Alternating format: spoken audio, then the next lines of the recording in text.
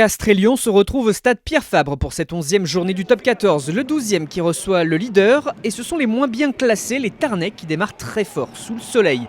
Face à des Rhodaniens indisciplinés durant ces premières minutes. Rory Cocotte qui ressort ce ballon et les percussions qui s'enchaînent tout d'abord avec les avants pour fixer. Le demi de mêlée qui vient encore à l'entrée des 22 mètres sert Urdapilleta, le jeu sur le côté ouvert avec Julien Dumora, la passe allongée en direction de Taylor Paris, au duel avec Toby Arnold, mais qui peut remettre intérieur vers Geoffrey Palis. C'est le premier essai de la partie en faveur du CO. Et le public castrais qui scande d'ailleurs le nom d'Ibrahim Diarra après cet essai. Ibou, champion de France avec le CO en 2013, qui nous a quittés et qui a le droit à un vibrant hommage. Le Loup qui réduit l'écart sur une pénalité de Charlie Nataille, mais souffre à 1 de moins après le jaune contre Joshua Tuisova. Et ce alors que Hendrik Roth avait également écopé d'un jaune à la 27e. Castres pousse en fin de première période. Ce regroupement qui se forme. On temporise encore une fois.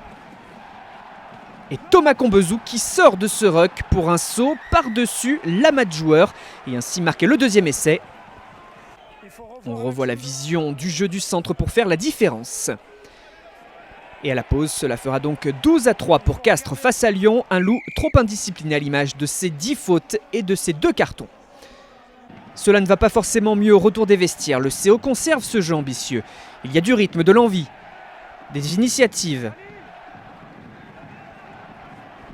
Rory Cocotte fait jouer autour de lui. Il a souvent tendance d'ailleurs à faire les bordures. Et c'est encore le cas sur ce démarrage, sur le fermé. Et cet intervalle gagnant, c'est déjà la réalisation du point de bonus offensif. Et clairement, les Tarnais dominent nettement les débats. Au départ de l'action, il y avait notamment eu un très bon travail de Florian Vialel. On revoit toute la séquence. C'est tout un collectif qui se distingue. Et la finition du demi de mêlée.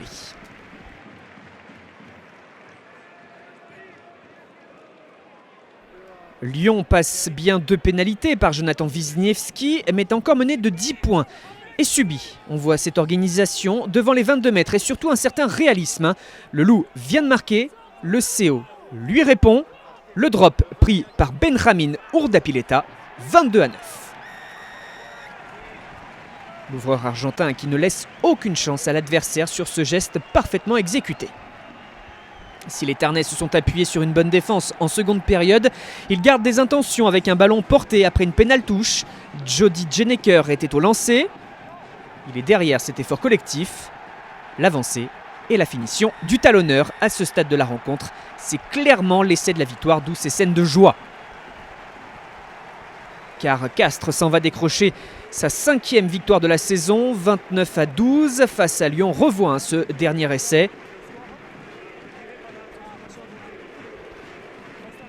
Une victoire bonifiée qui fait du bien dans le Tarn, qui relance cette équipe alors que les Gones traversent une période beaucoup plus délicate.